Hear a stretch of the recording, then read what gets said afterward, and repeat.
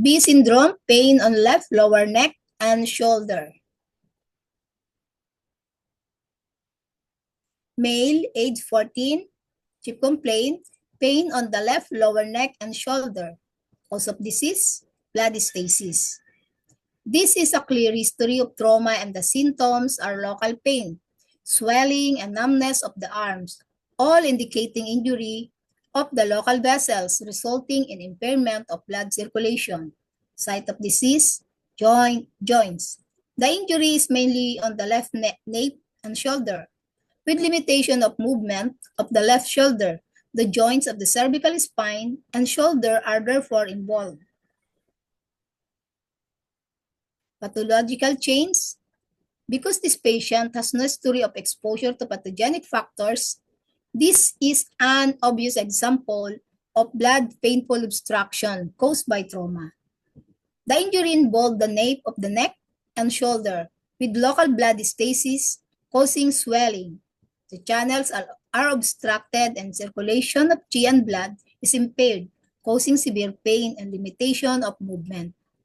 When blood stagnates, its normal function of nourishing the tissue is impaired as it is local circulation. This can lead to numbness. The site of disease is localized and has not influenced the organ. Thus, there are no general symptoms of disease. The tongue is normal, indicating that the general chi and the blood and yin and yang has not been affected. The wiry pulse is an indication of pain.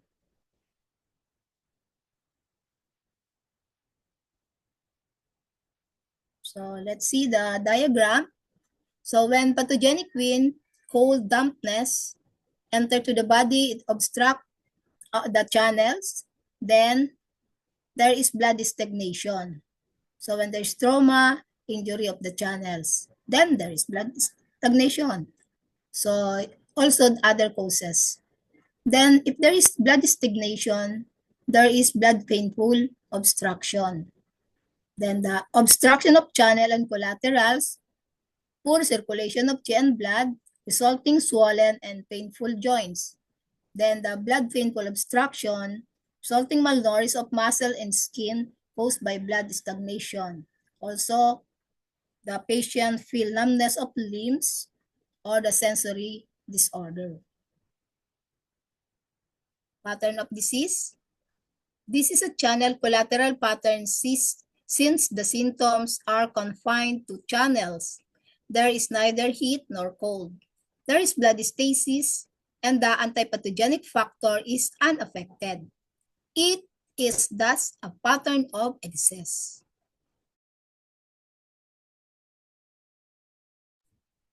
What is the relationship between painful obstruction caused by wind, cold, or dampness and blood painful obstruction? When pathogenic factors invade the joints and thereby obstruct the channel, this may lead to a common type of painful obstruction, which is called wandering painful obstruction, severe painful obstruction, and fixed painful obstruction. However, if the obstruction becomes intense, there will then be blood stasis, and a pattern of blood painful obstruction will ensue. In the clinical situation, the pain will be more severe. Numbness is usually noted. The pulse may become choppy. When there is a history of trauma, a diagnosis of blood painful obstruction can be made at the time of initial injury if no other factors are present. Some patients present with a history of previous trauma followed by invasion of pathogenic factors. And in such cases, the diagnosis will depend on the entire presentation.